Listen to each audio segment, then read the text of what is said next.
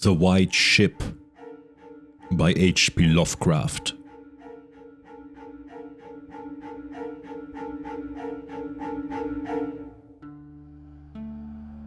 I am Basil Elton, keeper of the North Point light that my father and grandfather kept before me. Far from the shore stands the grey lighthouse, above sunken slimy rocks that are seen when the tide is low, but unseen when the tide is high. Past that beacon, for a century have swept the majestic barks of the seven seas. In the days of my grandfather, there were many. In the days of my father, not so many. And now there are so few that I sometimes feel strangely alone, as though I were the last man on our planet. From far shores came those white-sailed argosies of old, from far eastern shores, where warm sunshine and sweet odors linger about strange gardens and gay temples.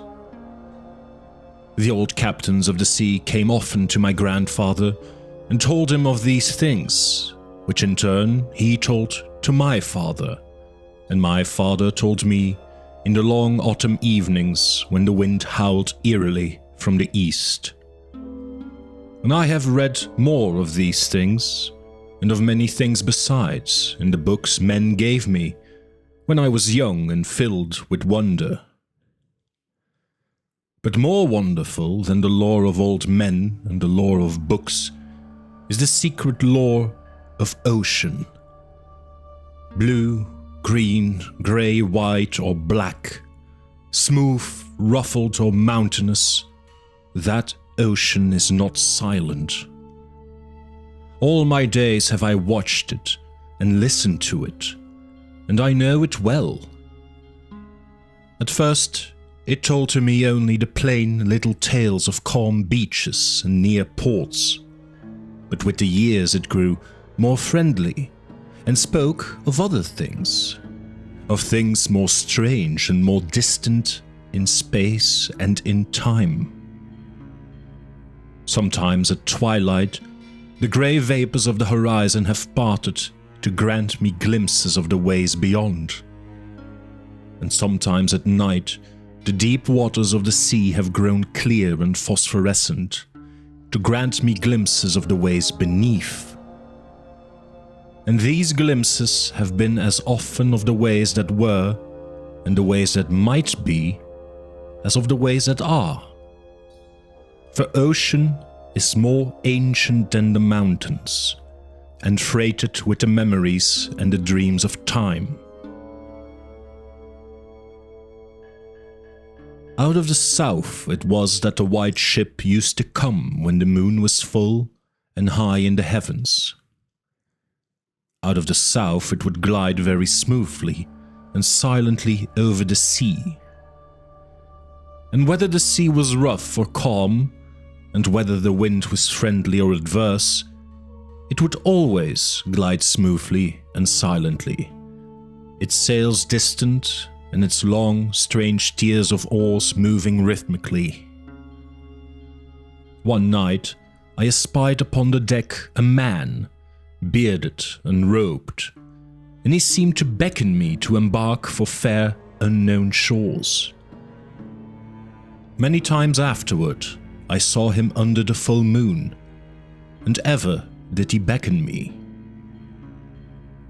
Very brightly did the moon shine on the night I answered the call, and I walked out over the waters to the white ship on a bridge of moonbeams. The man who had beckoned now spoke a welcome to me in a soft language I seemed to know well, and the hours were filled with soft songs of the oarsmen as we glided away into a mysterious south, golden with the glow of that full, mellow moon.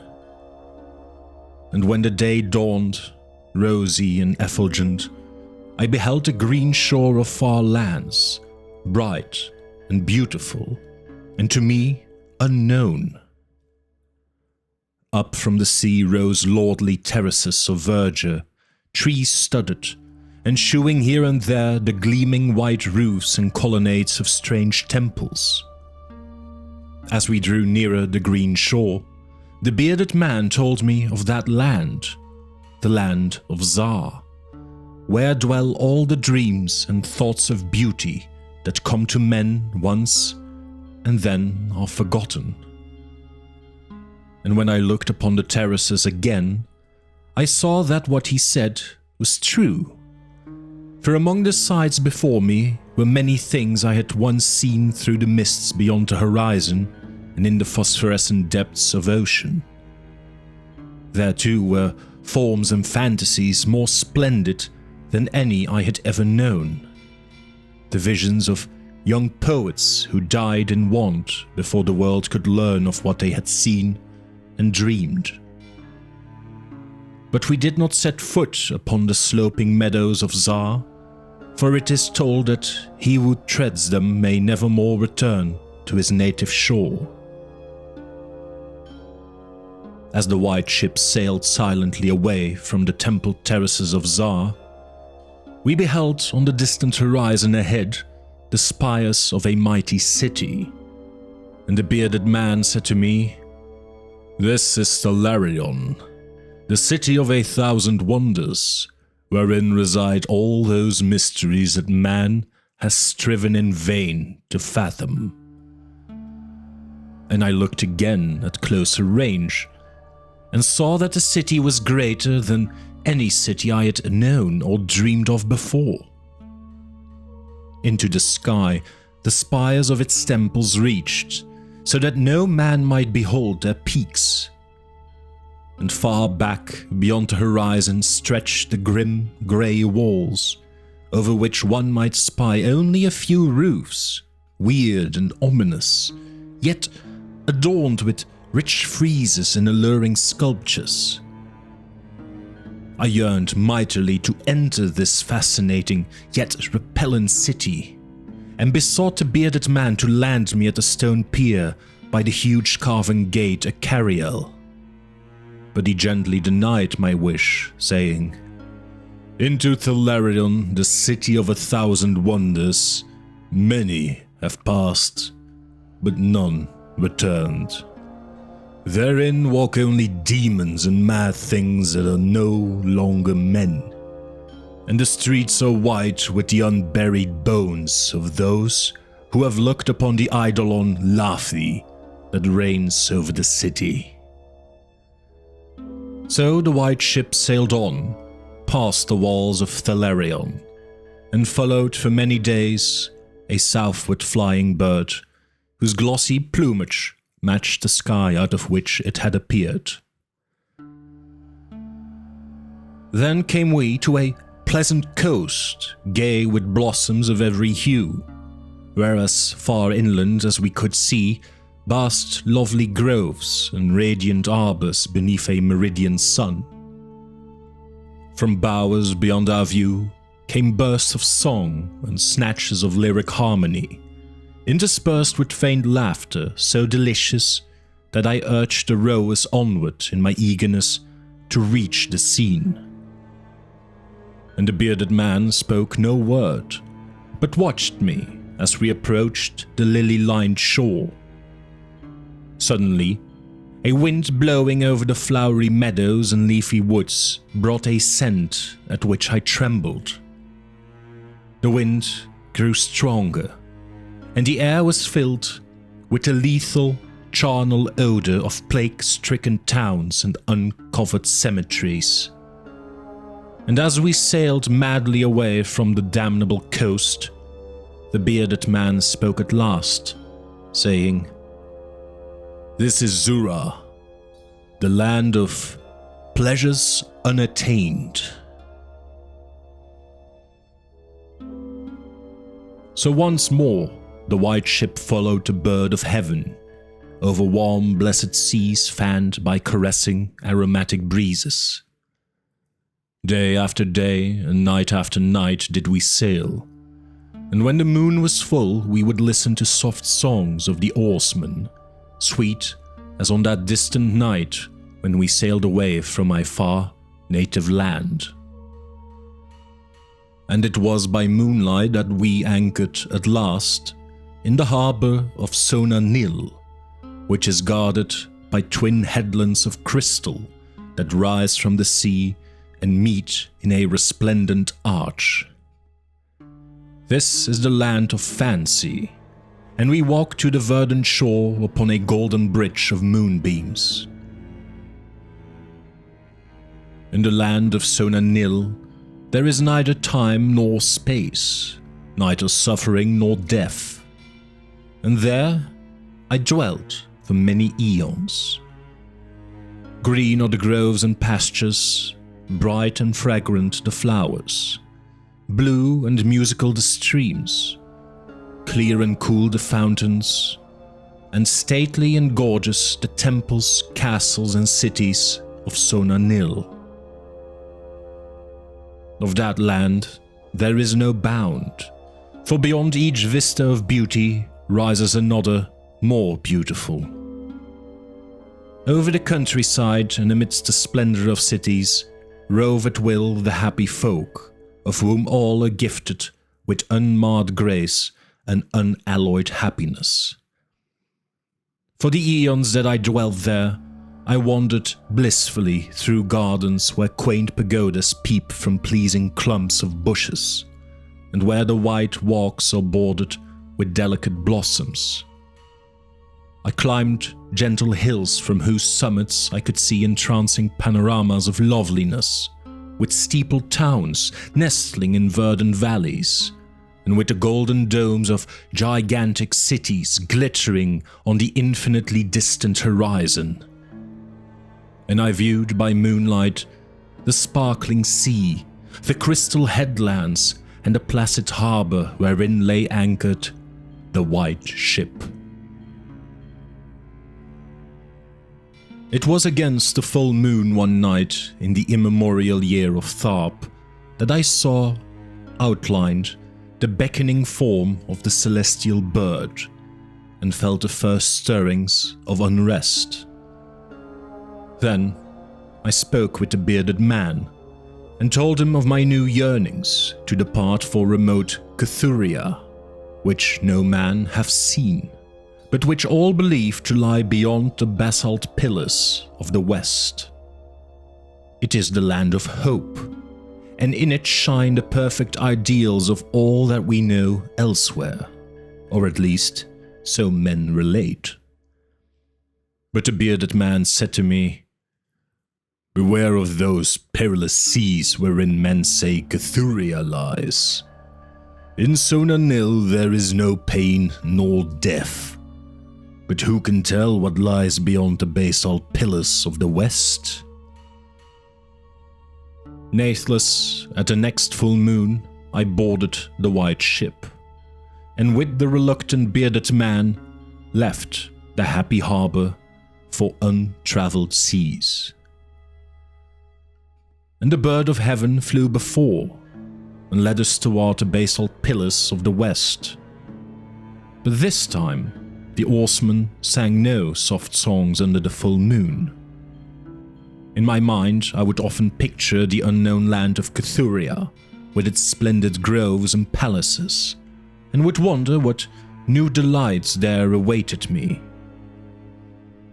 Cathuria, I would say to myself, is the abode of gods and the land of unnumbered cities of gold.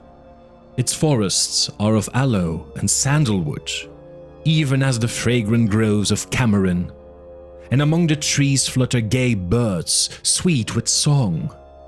On the green and flowery mountains of Cathuria stand temples of pink marble, rich with carven and painted glories, and having in their courtyards cool fountains of silver, where purl with ravishing music the scented waters that come from the grotto-born river Nag.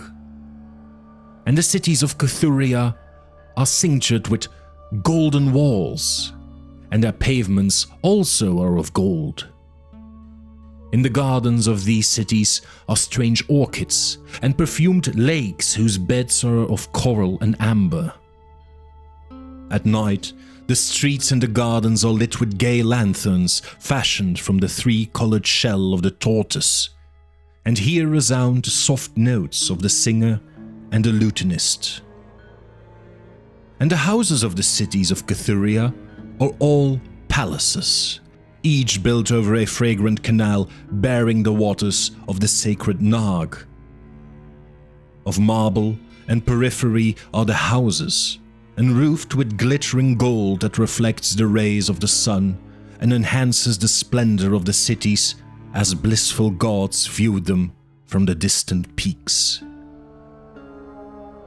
Fairest of all is the palace of the great monarch Dorib, whom some say to be a demigod and others a god.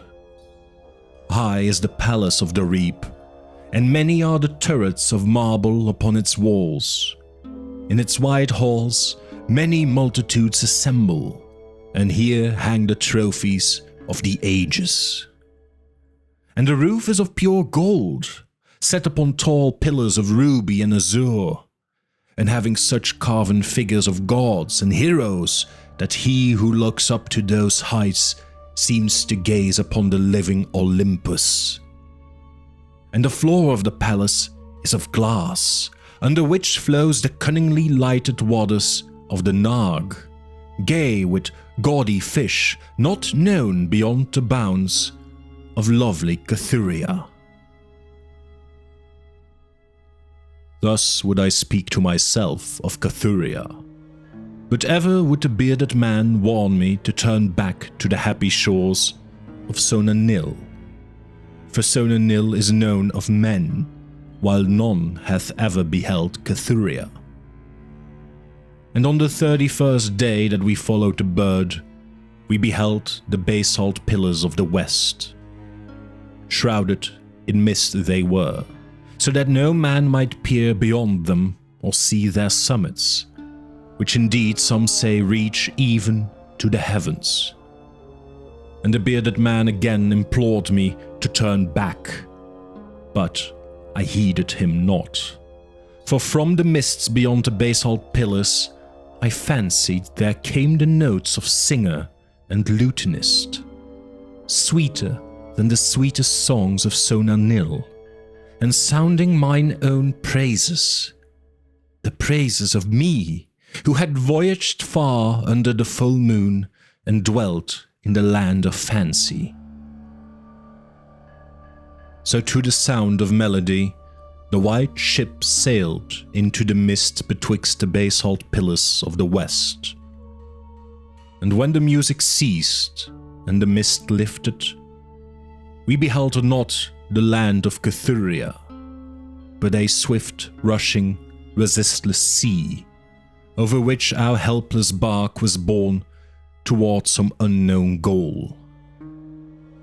Soon to our ears came the distant thunder of falling waters, and to our eyes appeared on the far horizon ahead the titanic spray of a monstrous cataract, wherein the oceans of the world dropped down to abysmal nothingness. Then did the bearded man say to me with tears on his cheek, "We have rejected the beautiful land of Sona-Nyl, which we may never behold again. The gods are greater than men, and they have conquered." And I closed my eyes before the crash that I knew would come, shutting out the sight of the celestial bird which flapped its mocking, blue wings over the brink of the torrent. Out of that crash came darkness, and I heard the shrieking of men and of things which were not men. From the east, tempestuous winds arose and chilled me as I crouched on the slab of damp stone which had risen beneath my feet. Then, as I heard another crash, I opened my eyes and beheld myself upon the platform of that lighthouse from whence I had sailed so many eons ago. In the darkness below, there loomed the vast blurred outlines of a vessel breaking up on the cruel rocks, and as I glanced out over the waste, I saw that a light had failed for the first time since my grandfather had assumed its care. And in the later watches of the night, when I went within the tower, I saw on the wall a calendar which still remained as when I had left it at the hour I sailed away. With the dawn, I descended the tower and looked for wreckage upon the rocks, but what I found was only this: a strange dead bird, whose hue was as of the azure sky, and a single shattered spar of a whiteness greater than that of the wave tips or of the mountain snow. And thereafter, the ocean told me its secrets no more. And though many times since has the moon shone full and high in the heavens, the white ship from the south came never again.